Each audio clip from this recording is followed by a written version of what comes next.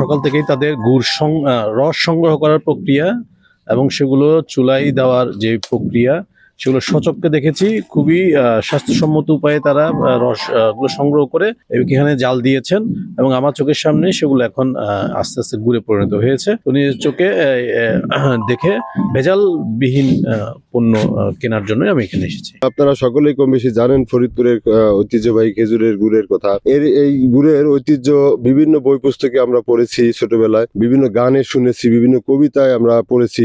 ফরিদপুরের ঐতিহ্যবাহী সেই খেজুরের গুড়ের ঐতিহ্যটা কালের পরিক্রমায় হারিয়ে গিয়েছিল বিশেষ কিছু প্রতিবন্ধকতার কারণে। কারণ এই গাছ ঝোড়া কাটা একটি ঝুঁকিপূর্ণ কাজ।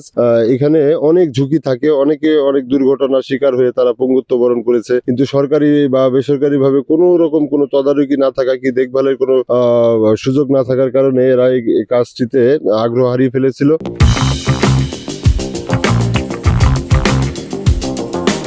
তো আমি দেখলাম যে আমাদের ফরিদপুরে অনেক গাছ রয়েছে, অসংখ্য গাছ ছড়িয়ে ছিটিয়ে রয়েছে অনাবাদী অবস্থায়। তো এগুলি যদি আমি আবাদের আওতায় আনতে পারি তাহলে দেখা যাবে যে আমাদের স্থানীয় চাহিদা পূরণ করে আমরা বিভিন্ন জায়গায় এটা সরবরাহ করতে পারবো। তো আমাদের দেশীয় অর্থনীতিতে একটা বড় ভূমিকা পালন করবে। আর একটা বিষয় হচ্ছে যে আপনারা সকলেই জানেন যে বিভিন্ন অঞ্চলে বিভিন্ন খ্যাতিমান পণ্য যেগুলি আছে, জনপ্রিয় যে পণ্যগুলি রয়েছে সেগুলি জিআই পণ্য হিসেবে স্বীকৃতি লাভ করে। তো আমাদের এই ফরিদপুরের এই খেজুরের গুড়ের মানে বিশাল একটা ইতিহাস রয়েছে। তো আমরা যদি এই ফরিদপুরের খেজুরের গুড়ের উৎপাদন বৃদ্ধি করতে পারি, সম্প্রসারণ করতে পারি, তাহলে একটা সময় আমরা হয়তো ফরিদপুরের খেজুরের গুড়টাকে জিআই পণ্য হিসেবে স্বীকৃতি পাবো। এই আশায় আমি মূলত আমার এই উৎপাদনটা আমি করে যাচ্ছি।